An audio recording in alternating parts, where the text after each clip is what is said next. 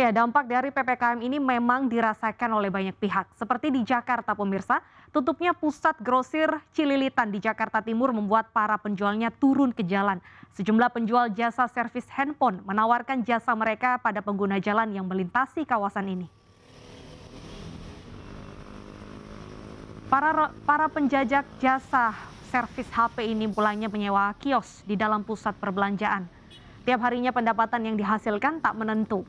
Bahkan kadang dalam satu hari tak ada satupun pelanggan. Apalagi mereka juga tetap harus membayar sewa kios bulanan meski saat ini sedang ditutup. Udah pernah servis Bang ya? Ini udah pernah.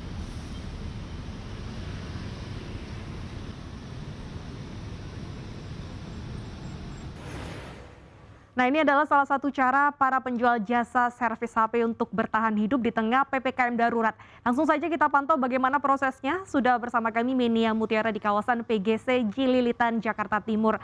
Selamat siang Menia, apakah betul banyak penjual jasa servis HP yang turun ke jalan? Data dan pemirsa, sejumlah pusat perbelanjaan yang tutup seiring berlakunya regulasi PPKM darurat. Salah satunya seperti di kawasan Jakarta Timur. Pusat grosir Cililitan yang tutup sejak 3 Juli lalu berimbas kepada para pelaku usahanya. Saya akan mengajak Anda pemirsa untuk berbincang dengan para pedagang di sini yang menjajakan jasa servis handphone di pinggir jalan. Halo Mas, selamat siang. Ya, selamat siang. Dengan Mas siapa Mas? Arya. Oke, Mas Arya, mengapa akhirnya memilih untuk menjajakan servis handphone di pinggir jalan seperti ini Mas?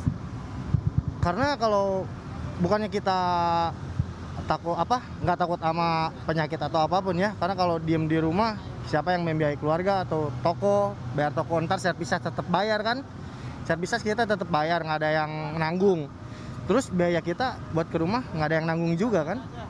Sampai sekarang ini Mas masih membayar sewa kios kepada pihak pusat perbelanjaan gitu Mas? Ya iya, tetap nggak ada kompensasi, paling potongan berapa persen gitu. Jadi selama kita tutup mau sebulan, 2 bulan, pembayaran tetap bayar. Baik, kalau dalam satu hari Mas kira-kira ada berapa pelanggan sih yang datang? Ini nggak tentu. Kalau ya lagi rame, kalau enggak ya nggak tentu lah. Terakhir Mas, ada yang ingin disampaikan mungkin seiring berlakunya regulasi PPKM darurat dan harus mau tidak ada pilihan lagi berjualan seperti ini gitu. Ya sampaiannya dari kita ya untuk semuanya, sebenarnya kita bukannya nggak mau mematuhi apa yang pemerintah anjurkan. Cuman kan di sini kita juga tetap menjaga protokol kan, kesehatan gitu. Cuman kalau kita tetap berada di rumah, siapa yang membiayai resiko di rumah gitu kan? Apalagi yang perantau-perantau seperti teman-teman saya di sini, ada yang dari Ambon atau dari mana, itu siapa yang membiayai kan? Terus biaya toko gitu. Kita juga takut sebenarnya akan penyakit itu, cuman ya karena kebutuhan lah. Terima kasih banyak Mas Arya atas waktunya. Ya. Oke.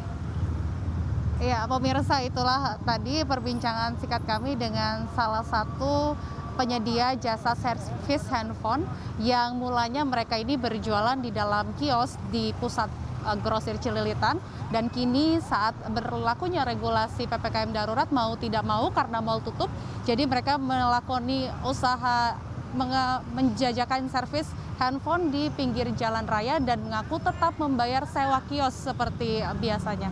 Deta kembali ke studio. Atas laporan Anda Menia, selamat bertugas kembali.